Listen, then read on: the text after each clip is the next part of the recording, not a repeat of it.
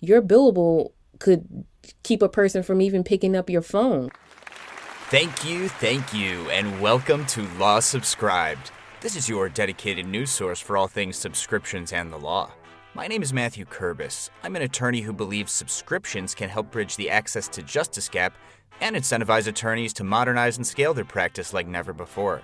I'm talking about more affordable legal services for everyday people and more predictable revenue for attorneys to help them pay down those six-figure student loans. In this episode, I chat with Nequosha Anderson, a legal services innovator looking at the subscription model as a must-have for the profession. We discuss why attorneys should price for the value of what they do, not how long it takes them, examine ways to use our legal knowledge beyond just giving legal advice, and the benefits of paid communities in general. It was a great conversation, and without further delay, here's the interview. Nequosha Anderson, thank you so much for being on the Law Subscribed podcast. Hi, thank you for having me. All right, and I do want to give a little bit of a background on how we met, but before I do, just give the audience a quick background about yourself. Well, I am a business and intellectual property attorney. I live where Mickey Mouse lives, but I service clients throughout the United States. I essentially help women creatives and creatives on the internet protect their income producing ideas so that way they can operate in their zone of genius and not worry and understand that their things are secured and protected so they won't be robbed of them. So that's essentially what I do right now, and I'm happy to be here. Thank you for having me. Oh, so happy. And we met in a really incredible way, and I think I want to talk about it because attorneys can learn from it, and that is that and it all comes back to podcasting. There's a lot of podcasting in this story, so I know it's a little meta, but bear with me. It works. Totally. As I stare at our Blue Yeti microphones, right? So listen. They have coffee, we have Yetis. Yeah. So I was on a podcast, Steve Fretzon's Be That Lawyer, and you're a listener of that podcast. And one of the things I was talking about, to no one's surprise, was the subscription model. And at the time of the interview, I was even still figuring out how I was going to launch Law Subscribed. And so I've even formulated a lot more of my ideas on the subject since then. But the episode aired, you heard it, you found me, you reached out. And it was such a nice reach out, and there was an aspect of the interview that happened to resonate with you that I definitely want to dive deeper into. And then we hopped on a Zoom and chatted and got to know each other. And I find out, you have a podcast and you've been podcasting for a while. What, puopodcast.com, right? Link in the show notes. Yeah.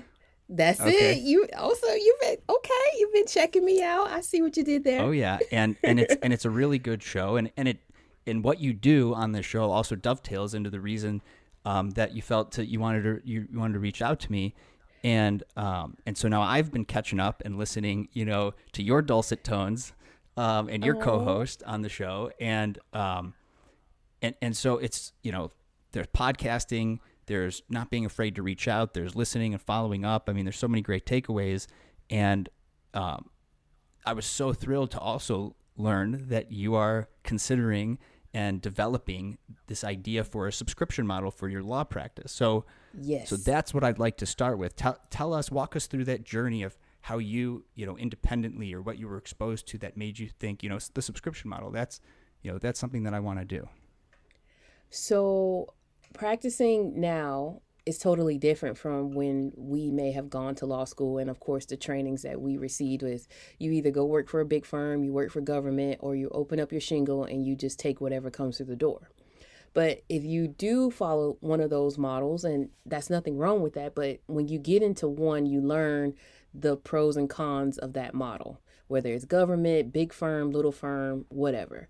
Those models aren't serving lawyers today, and it's actually causing a lot of us to leave the profession, especially women, in great numbers. So for me, being a business lawyer, I am learning the revenue models of a lot of businesses don't always afford them, especially businesses of color and businesses owned by women, which is one of the fastest growing sectors of new business ownerships, they don't always have the revenue to keep a lawyer on hand. They may pay for one-offs here, formation here, contract review here, but they still have a lot of questions, and they may find themselves in situations where they really need someone they can pick up the phone and ask a question to make sure they're on the right track. So I thought, well, how can I service the people that keep coming to me but don't always want the bills that may be associated with me in those high numbers? Because it's shocking. I mean, if you look at what some of the billables are, I'm very reasonable for my area, but in some areas, depending if you're in a different locale, your billable could keep a person from even picking up your phone, because there are some lawyers who advertise their prices. I know I like to get you in my conflict check and get you in my intake before we get to that part of our relationship. But I think subscriptions is definitely where it's at. And I think when people think subscription, they think a reoccurring monthly thing like Netflix or Disney Plus. But we can take that in the law form, and people would actually be more embracive of it because it's predictable. They know what it is. They know what they're getting. It's consistent. And it will serve us when it comes to projecting revenue and all those things a whole lot better. So I think subscription is definitely where it is, and it's not something we should shy away from. And if anyone's listening from Netflix or Disney Plus, feel free to sponsor this episode. Well, Netflix won't sponsor. If you notice, they don't have any sponsorships because they don't recognize that model. But if your listeners or you want to learn more about the Netflix, listen to the podcast called Business Wars by Wondering. They did one called Netflix versus Blockbuster. Oh, listen, it was amazing. You learn a lot. And as law firm owners, we can definitely study what some of the bigger corporations are doing and integrate a lot of those practices in our business for sure. So, you talked a lot about the positives of why you're looking at the subscription model, but was there like a moment that you could trace back to when you thought this is something worth trying for the legal profession? Yes, it's one of those things when you have to send that 5-figure bill, and then you get the client on the phone like, hey, is there something you can do for me? I kind of wasn't anticipating this, even though your retainer may say my billable was this. You'll get charged for this. This is that. And then that conversation with that individual kind of had me thinking like, if someone kind of knew what was predictable, like a menu or something, then that'll maybe make it a little easier for them to predict. Well, I selected this, I saw the price. I selected this, I knew the price. So then I can go back, well, hey, in your proposal, you selected boom, boom, boom, boom. So where's the confusion? So I switched to that.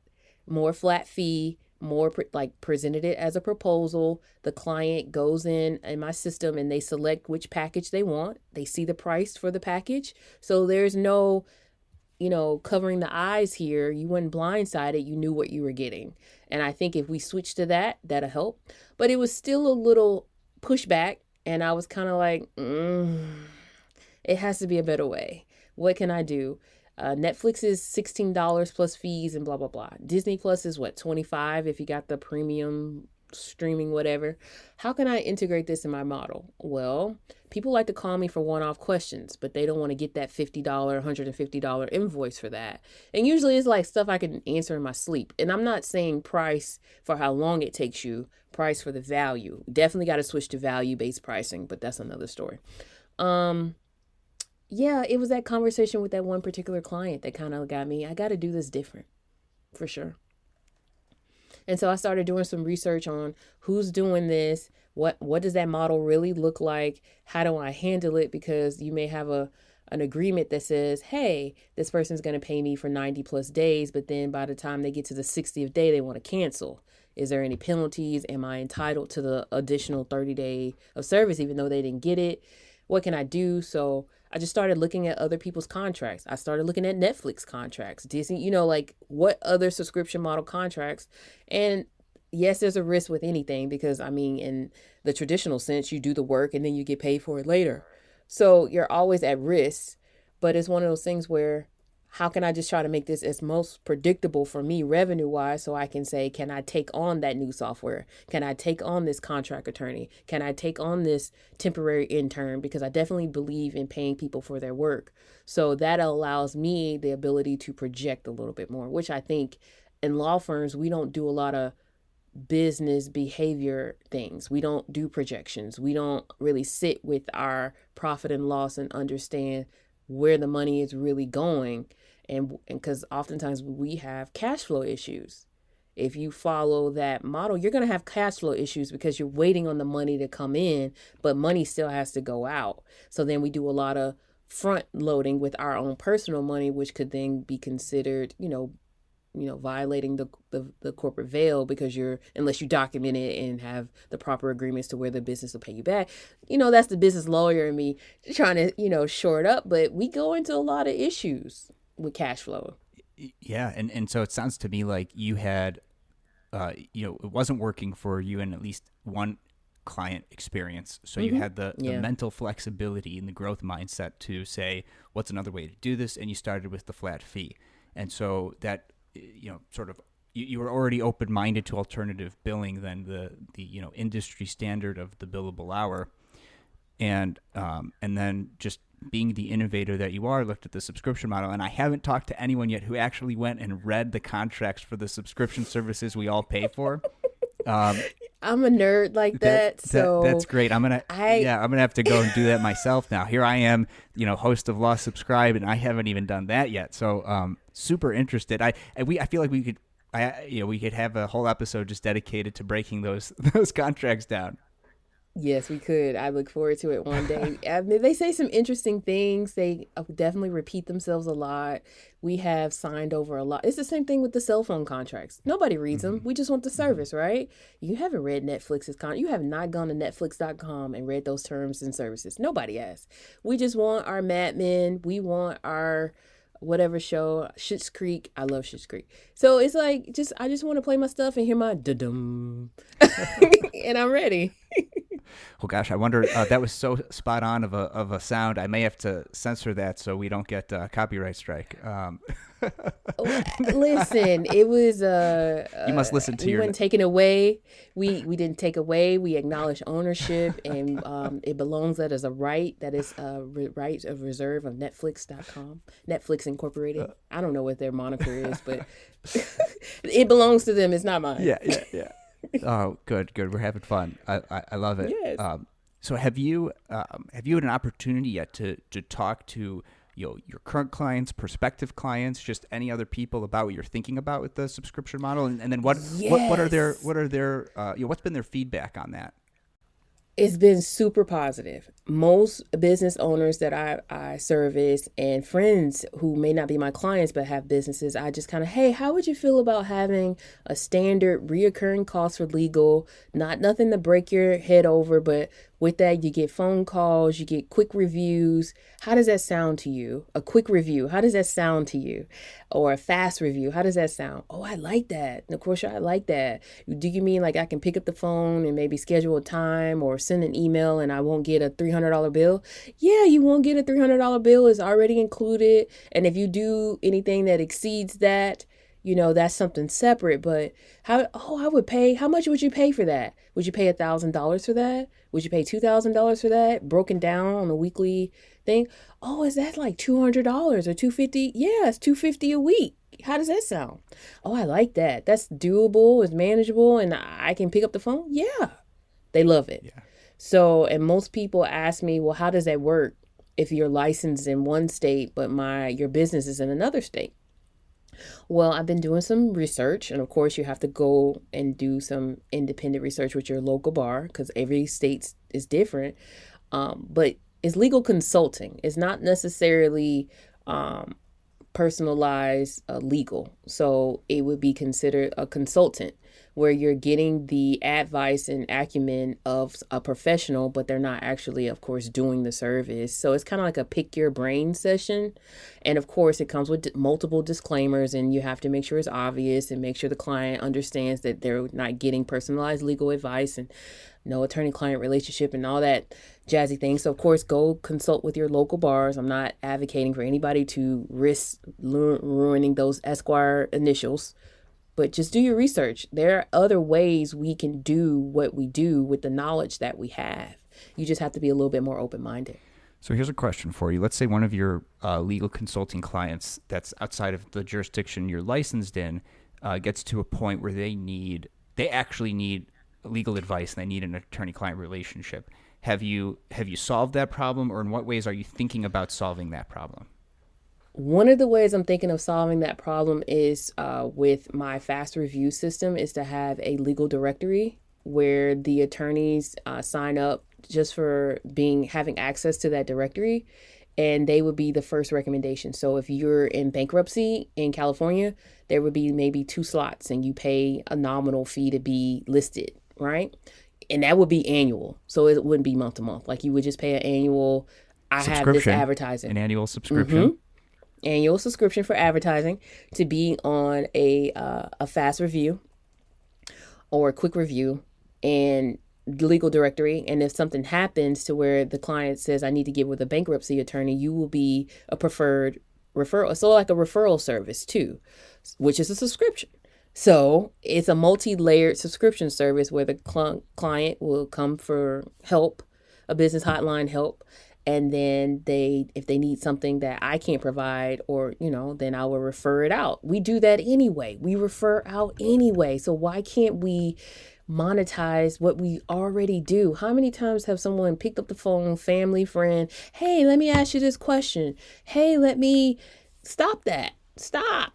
Let's get some money. We're leaving a lot of money on the table. Other industries are doing this very same thing. Like there are subscription models for graphic artists or marketing services. Like if you need a whole team of marketing, I can't recall the name of the company, but there's a company that will give you a whole marketing team for a package. That includes graphic, copy, what's the difference? Taco Bell with tacos.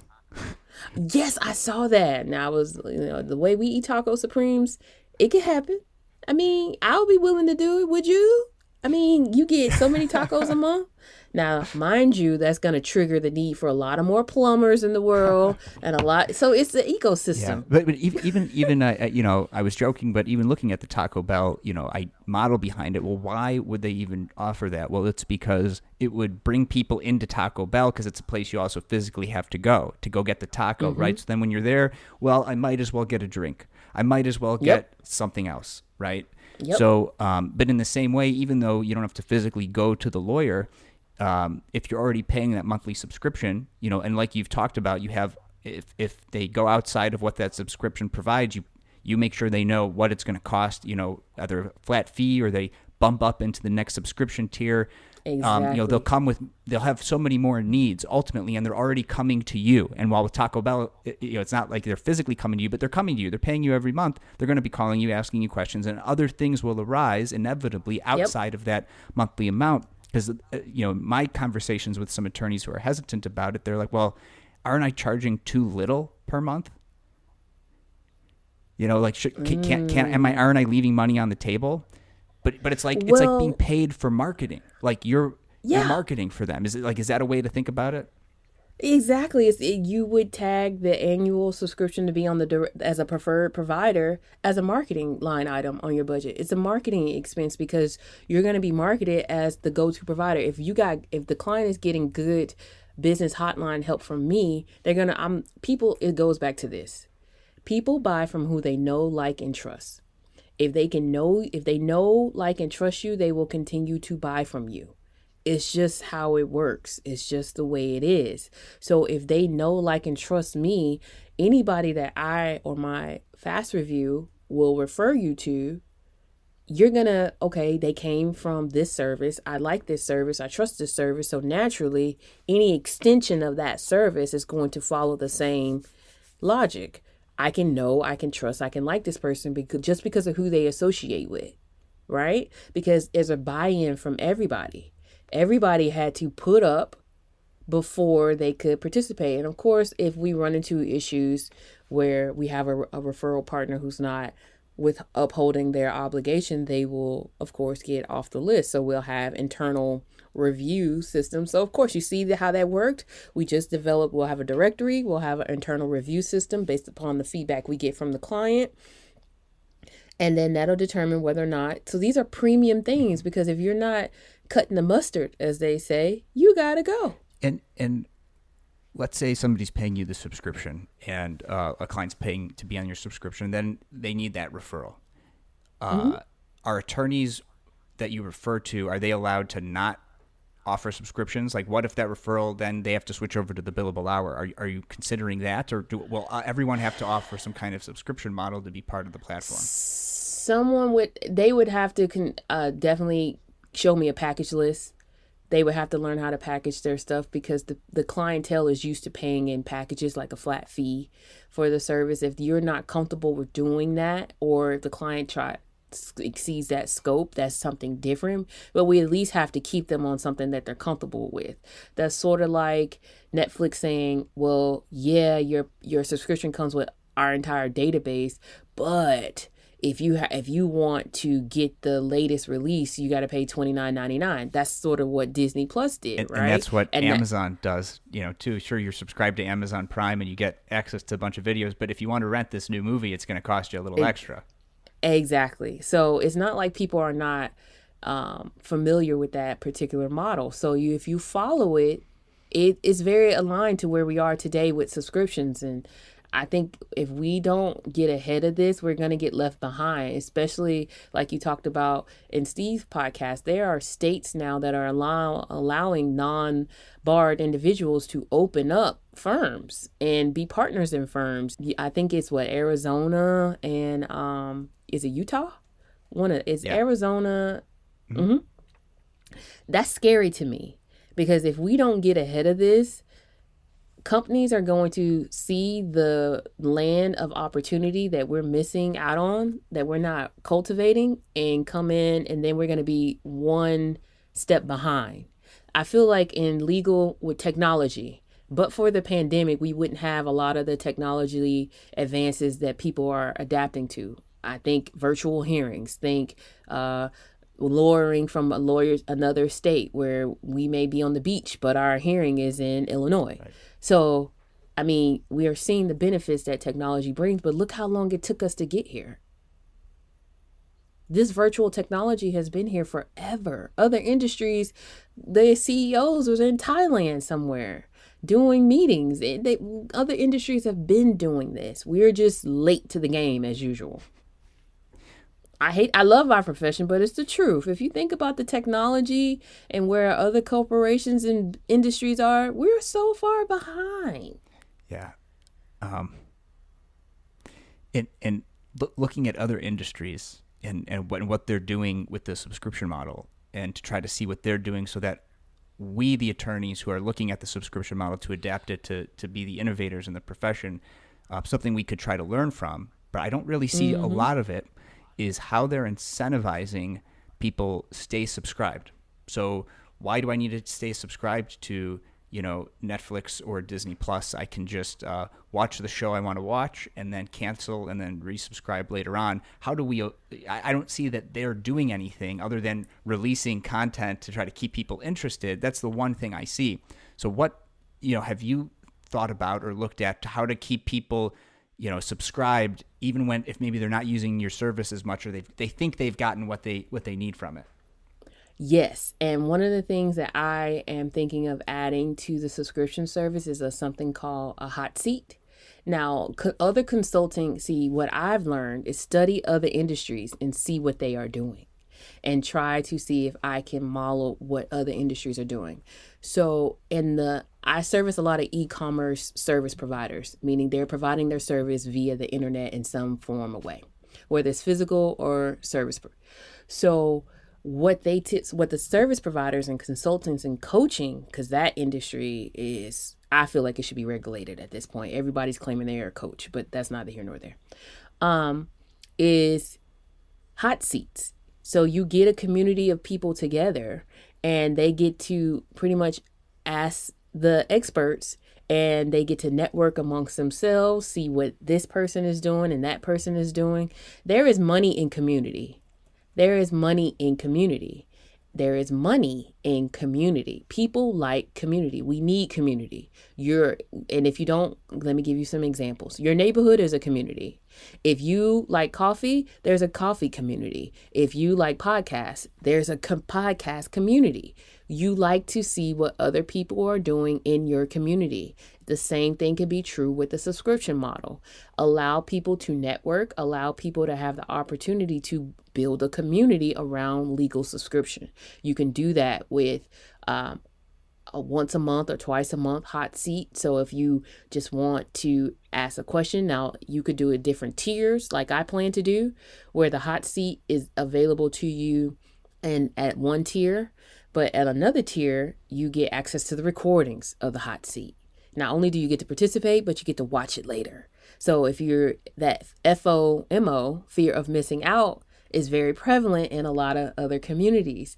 We can adopt that in the legal community. So again, it's all about studying what other industries are doing and see how we can adapt that for the legal world. So a couple of questions come to mind for me with the hot seat idea. And the first is, I'm still kind of trying to understand what that is.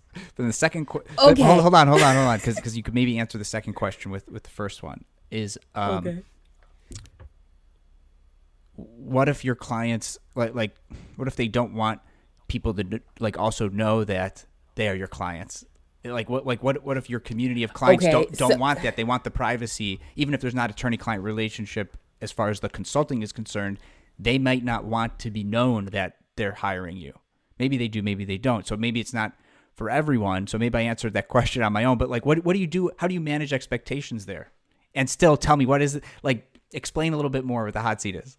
So a hot seat is where you have people submit questions, of course, and then you select that person's question and they get spotlighted. So like if you were on Zoom or something, they would then, of course, come to the floor, you spotlight them and you have an interaction and you answer their question and you work through it with them. So people, the audience, can see how you are funneling down that person's question. They may have had a similar experience and they can share in the chat about how they got through it, and then that person can go back and review, or they may say, dang, I had that same question too. Okay, I can do that too.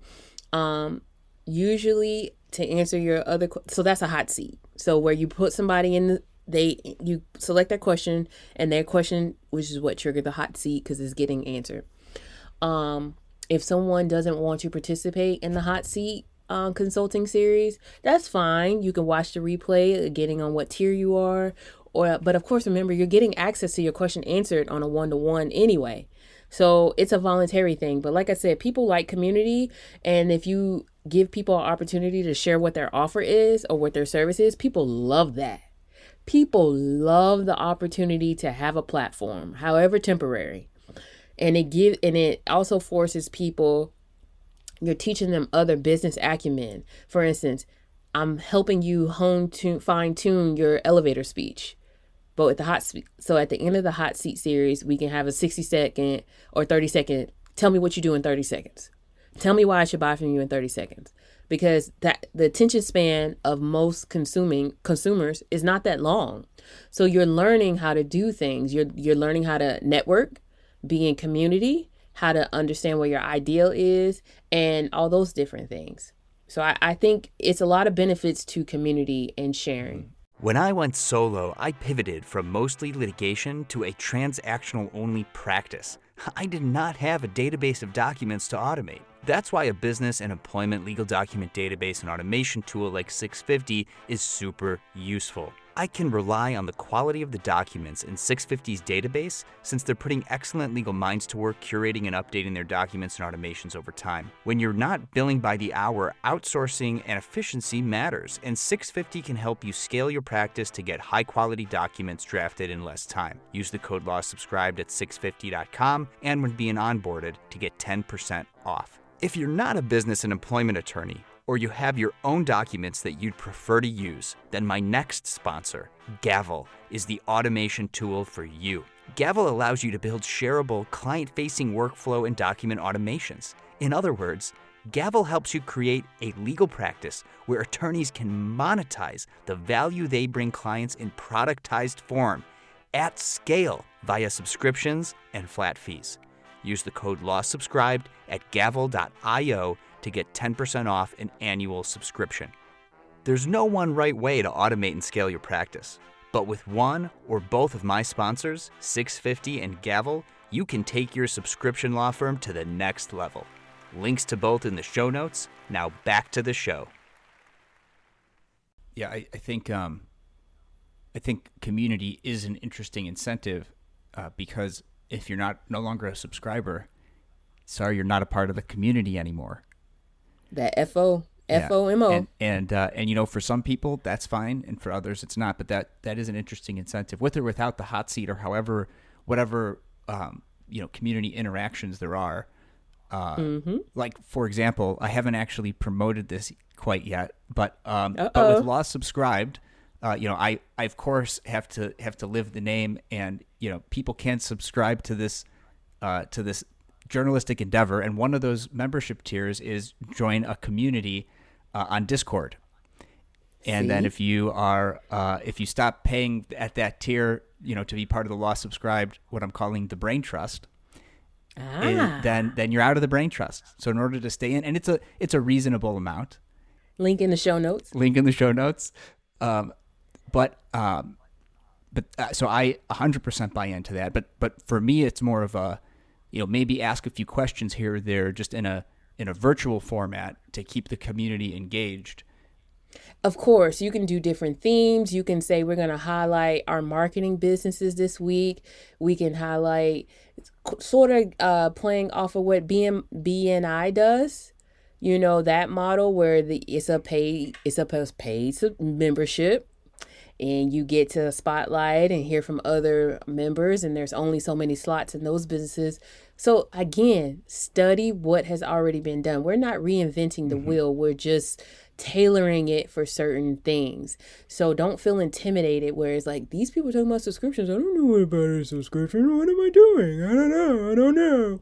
No. It's already done. You're already probably participating in it and not even sure. Voluntary bars. We're all a part of some form of a voluntary bar.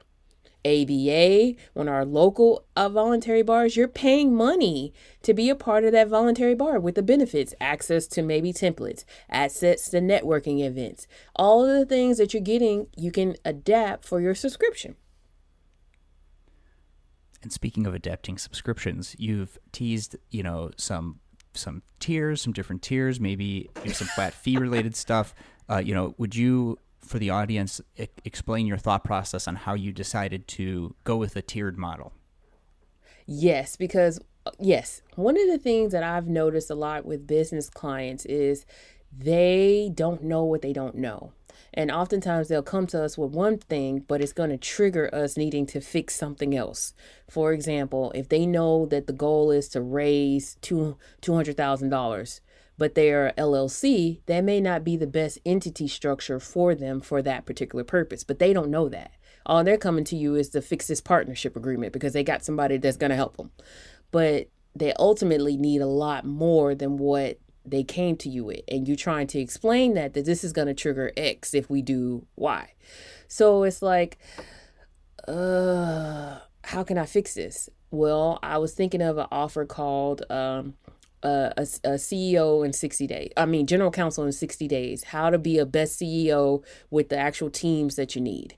A lot of people who are in these executive positions understand they need all these teams and departments, but they may not can afford them.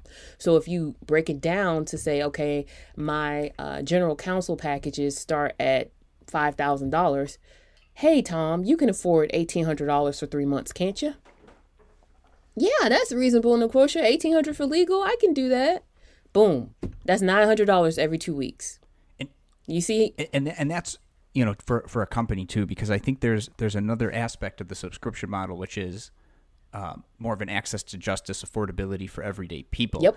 But you're specifically targeting the business clients. So when you're floating these numbers out there, and I just, because I've talked on some other shows on Law Subscribed where I talk about affordability for everyday people. So at the numbers you're floating, that is specifically for business clients. So Tom or John or whomever, that's them as business owner of XYZ company. Yes, correct.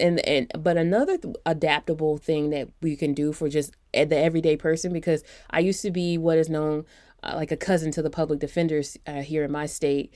We were the conflict counsel, so I dealt with indigent clients, so I'm familiar with that community of individuals. And so oftentimes they may have hey, I got a speeding ticket, what exactly do I do? They don't want to pay $400, $500, right? No, you can have a subscription model be $47 for a call a month, or $37. You know what I'm saying? That's doable for most people, and that's what trigger your subscription to be a volume thing. Not necessarily you will have to say for $37 I need 100 subscribers to make this doable for me.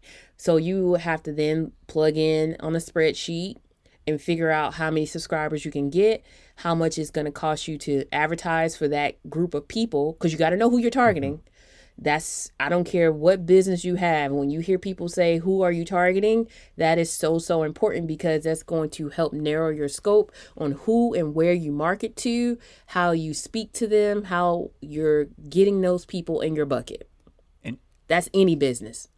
And you brought up volume, and that reminds me of another theme that's starting to show itself with these interviews I'm doing, and that is the ethics of the subscription model. Yep. And of course you could look at just the ethics of the billing side of it, period. You could also look at the ethics of, well, if you talk about scaling your practice with the subscription model, and it's about a volume practice, doesn't it reach a certain point where, you have to say no, or eventually, hire somebody else to help you with the subscription, because it can be a volume practice. And I think that's where the money is, but also how do you know, when the volume has hit the level where, okay, this is a comfortable, maybe it's comfortable. If you're looking at business clients, that's probably going to be a smaller volume. It could still get larger than with the billable hour, but at a certain point, you can only, in order to provide all the services that you're promising, per month or per week or whatever it is, it's like a gym membership. Eventually, if enough people show up and there's not enough machines or equipment, you're going to probably start refunding people's, gym membership, right? So how do you balance that? How do you know, when you're hitting that level? I think that comes in your planning. I think that comes with you sitting down and looking at the numbers of, do a time study. How much time are you currently spending on your cases? Do the research to get the data. I always tell people that numbers don't lie, people do.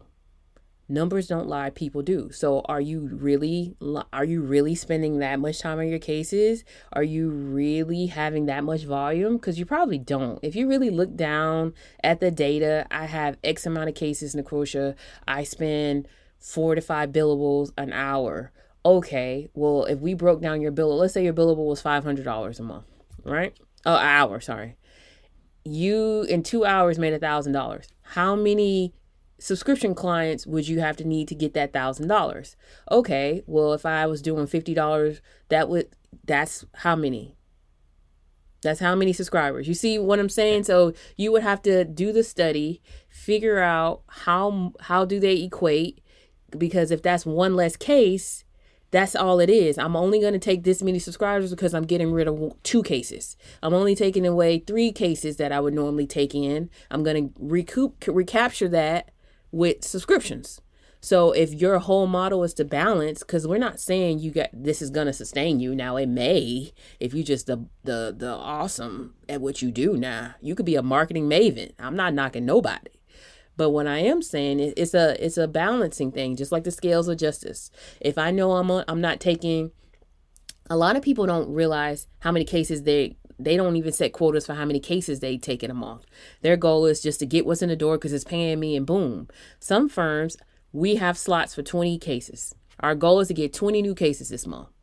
But if I have a subscription model and I know my billable hours is 500, and I usually take in X amount of dollars with one case, that's how many subscribers I'm trying to get, and you cap it. So it has to be understanding the numbers and understanding which model is actually going to work with you for you and your firm's goal. Now, a lot of people don't have goals for their firms. A lot of people don't have visions for where they firm will go. Like, is your goal is to get 5 partners and name partners, and or is your goal to stay solo? Like, you have to understand where you want to go, because you can't practice forever. You can't do this forever. And a lot of people have the fallacy that this is instead of creating a business, they're creating a job. And that's where my business stuff comes in, and then I start going off on the la la land. So but it's the truth. A lot of people are creating jobs, they're not creating businesses, and a law practice is a business. And that business also needs technology, especially if they're going to launch a subscription model. So what sort of technology, whether it's software, hardware, that you've been looking at or plan on using or are using to try to be successful in the subscription model? And then what software that is missing that you think you need that's out there? Because I imagine legal technologists will also be listening in to the show. Yes. So I saw this kind of done, and I was like, maybe I can implement it, but I got to figure out a little bit more. So there are some apps called Voxer. There's some apps called Telegram. These are audio. Just think of like messenger apps where you can send audio messages as well as text messages and video files and GIFs and stuff. So there are subscriptions to where you can have a pro account. I know exactly on Voxer, you can have a Voxer, that's Voxer. You can have a pro account where you can save the messages, you can archive them, and all these different things. So, and then there's technology with Zapier.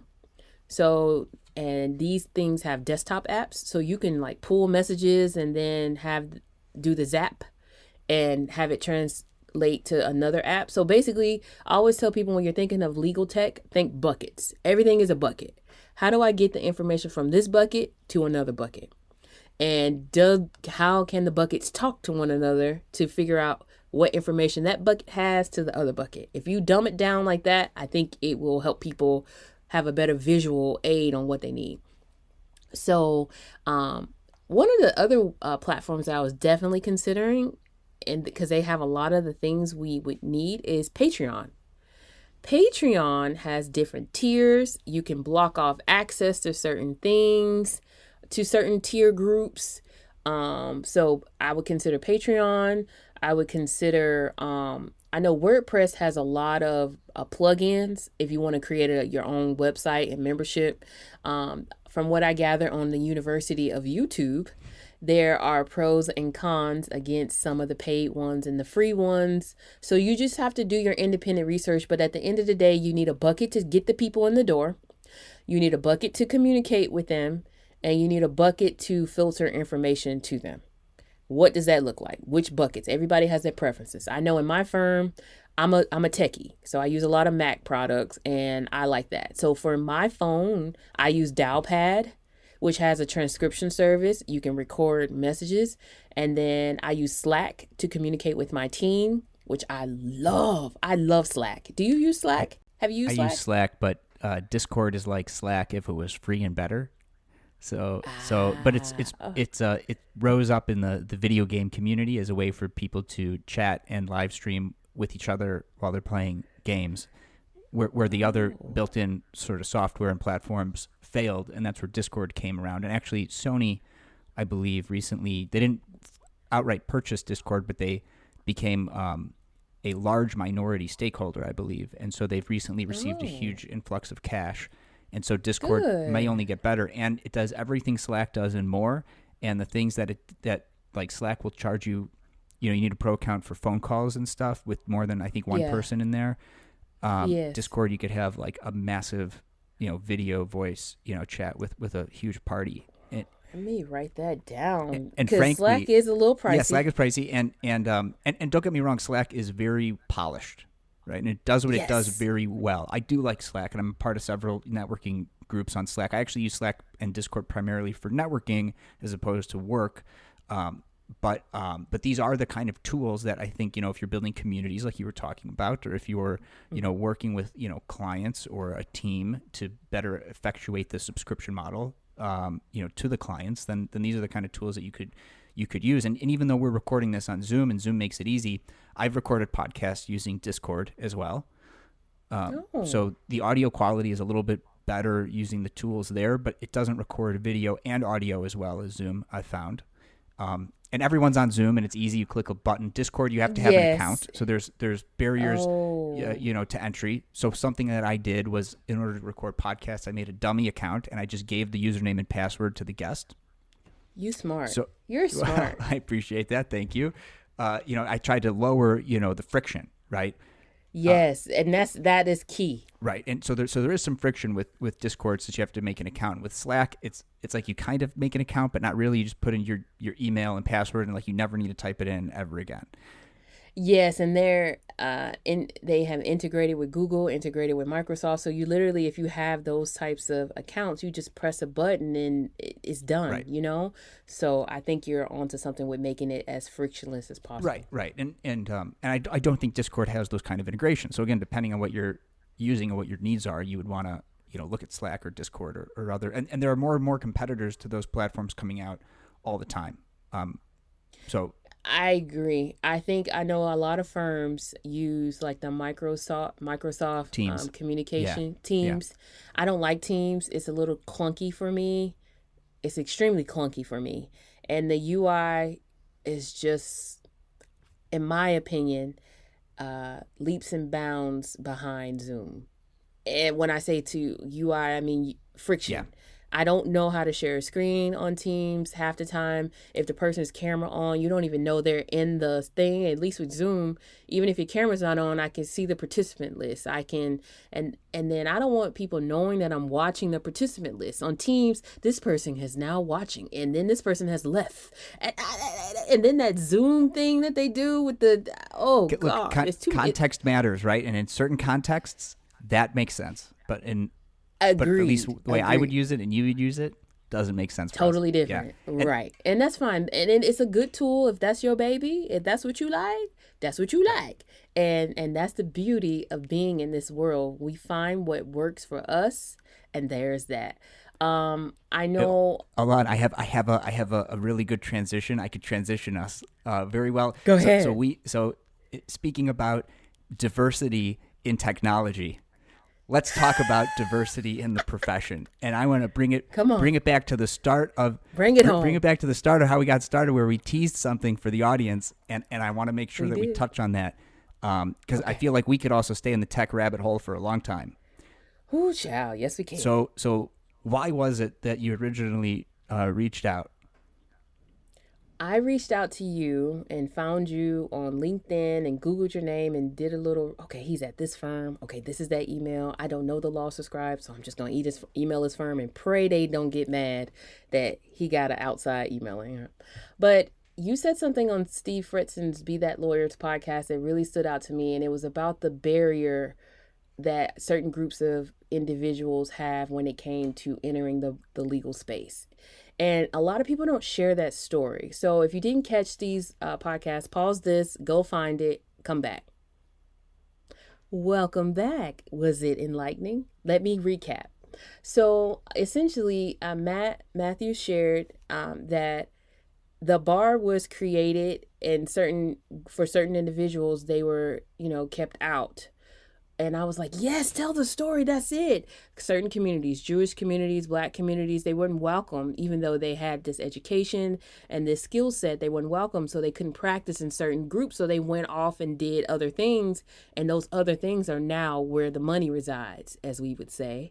In film, the Jewish people took over the film industry in California. They took it and ran with it. Music, they own it. That's their space. Black community, we had the same barriers too. But that is a challenge for a lot of people, to find lawyers that look like them, to find lawyers that can do the things that they do. And these marginalized communities are what's going to enter this subscription space. The marginalized communities are seeing openings and say, I'm not doing good in big law. I'm not making any money in government. Love what I do, but it's stressing me out. don't want to open up my shingle and just take anything that comes through the door. What can I do? What can I do? This subscription thing is kind of all right. It's a reoccurring revenue. I'm servicing similar style clients. What's the problem? So I think that if we don't open our eyes as practitioners to new things, we're going to get left out once again. And I know for me, I don't want to get left out.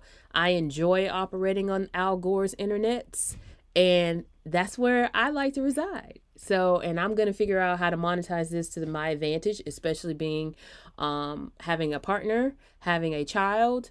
I have to do things that's going to afford me time to be with them and protect my mental health and my physical health. And subscriptions can do that. Yeah. Yeah. And that's a really important outcome, is the mental health, and getting your time back is super important, but to not let go of the most important, part of what you said too is a reason why attorneys who don't look like me, and my minority status is that I'm Jewish, but we're not exactly underrepresented in the profession anymore. No. So, but attorneys that look like me, the billable hour, the legacy model that I've been referring to it as, is working for them. But you look at ABA data from 2021 on the profession, and it's not working for women. It's not working for attorneys of color, the legacy model. No. And it's not right that it's not working, and it should work, but because it's taking too long to change for the better, attorneys that the system isn't working for are going to look and be more open-minded to these other opportunities, because the system it wasn't built for them, and it's not working for them. And the attorneys who look like me are going to look at it and say, well, people are paying me $500 an hour, $1,000 an hour, so I'm going to keep doing that. Why wouldn't I? Exactly. And so why change? Right? So I think that women, the attorneys of color, that minority attorneys are going to look at this model and see it as an opportunity, and they're going to succeed. And that's sort of what I'm trying to do, is to inspire that with Law Subscribed. And so the fact that, and I've been shouting into a void, Nequosha. So the fact that resonated with you. There are people, it did. And that's what motivated me. I was like, this guy, he's onto something. He is speaking my language. This is what I've been preaching forever. We have got to disrupt the model. If you want to spark change, you have to disrupt it peacefully. I'm not saying go out here and just block traffic, but you have to understand where it's going wrong and figure out some form of solution and actually try it. Or what a lot of people get hung up on is they may have a solution, but they won't have action. And I'm finding that a lot in businesses too. We'll have great solutions, but we won't act on it, or we won't understand that the reason why our business won't flow better is because we're the bottleneck. We're the problem. Right. So there is that. And so I really think that we're going to see that. And then communities that can't afford legal services right now will now see lawyers who look like them and have affordable, services, and there's going to be more access to justice, and attorneys are going to make more money, which is not a bad thing. I think you're onto something, and I think we need to pass around the collection plate so that way we can, handsomely compensate you for shouting this to the rooftops. So don't feel like you're that crazy guy that we all know on the corner of our street with the bullhorn, or the speaker, the little karaoke speaker, shouting out Bible scriptures. And y'all know what character in your neighborhood, no matter where you are, there's a certain individual who you just pray for them and keep them moving. But as it relates to this, we're going to pray for you and participate. We won't keep it moving. I know I won't. I appreciate that so much, but I will end on a little bit of a crazy question for you. And that is, oh Lord, is a hot dog a sandwich? And why? Is a hot dog a sandwich? It depends on what I put on it. Okay, go on. In my hot dog, I know you're from Chicago, so the Chicago dog has a whole bunch of stuff on it. Pickles, mustard, onion, all that stuff. To me, a hot dog is a sandwich. And the reason why a hot dog is a sandwich is because it's a fix between one slice of bread that's sliced down the middle. So it's a one breaded sandwich. It has a piece of meat and the fixings in between. What's the difference? I love it. I'll take it. Answer accepted. Answer accepted. Oh, thanks. Because I was waiting Professor, is that it? I didn't get to study. I don't have an outline. I don't want to prep you for that one because it's so much more interesting to see people, people's answers. What's on your hot dog though? What you putting on your Chicago dog? I grew up a very picky eater, and while my wife has done wonders to change that for me, I still just love a good old plain hot dog, just meat and bread. No ketchup, no mustard. Because if you putting ketchup, I gotta get off this. No podcast. ketchup, no mustard. But and you've been giving me the best transitions I've had yet. But it is time for you to get off this podcast because we've been talking for an hour. Goodbye. And I like mustard on mine. But before you go, tell my audience if they want to follow up with you, where's the best place they could find you? I am usually on Instagram at Esquire44. And if you want to research more about my firm, or if you have some business law questions with IP protections, I can be reached at AndersonLawFL.com. And all of these things will be in the show notes. Thank you so much. Thank you for having me. Thanks again to 650 and Gavel for sponsoring this show. The best way for others to discover this show is for you to share it with someone you think would find a value from it. Follow me on LinkedIn, since that's where I'm most active on social media, and click the bell towards the top right of my profile to get notified about all of my posts about this podcast and everything else I think is valuable for you to see. To get in touch, message me on LinkedIn or email Kurbis@lawsubscribed.com. All links are in the show notes. Until next time, this is Matthew Kurbis with Law Subscribed.